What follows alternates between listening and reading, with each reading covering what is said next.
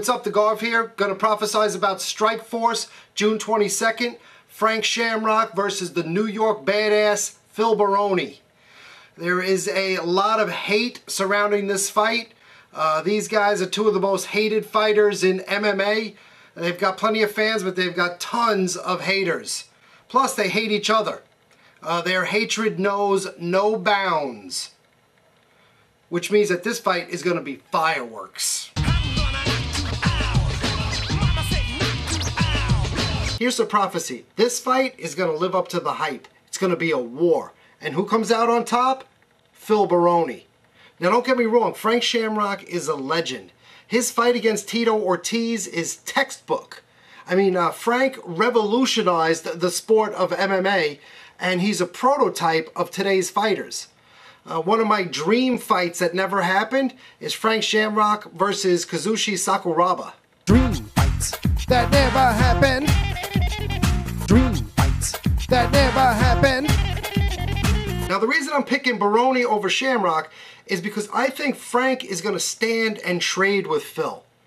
This bad blood is strong. Frank's fired up. He wants that KO. See, but Phil, he's from Strong Island. He can take a punch and he hits like a truck. So this bad blood, it's going to backfire on Frank Shamrock, and by the time Frank realizes that he had better take the fight to the ground and keep it on the ground, it's going to be too late, because he's already going to be on the ground flopping around like a fish. Now mark my words. They got a nice undercard too. My good friend Paul the Headhunter Buentello is fighting Carter Williams. I don't see this fight as a problem for Paul. I think the Headhunter is going to get his KO either standing or on the ground. Carter's a big hitter, but he's got nothing for Paul. My advice to Carter Williams is, don't fear Paul, fear the consequences. Also on the card, Kung Lee.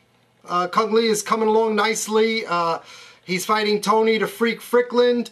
I think it's a good test for Kung Lee, but he's going to pass the test with flying colors, and he's coming along pretty good. Looking forward to a bright future ahead for Kung Lee. And Crazy Horse Bennett is on the card as well.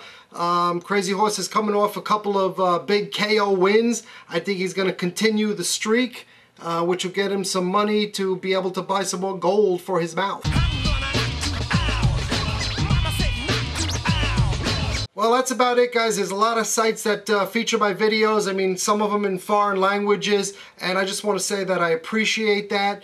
It's nice to know that there are people out there who, you know, care about TheGARV, and, you know, it's nice to know that, that people give a shit.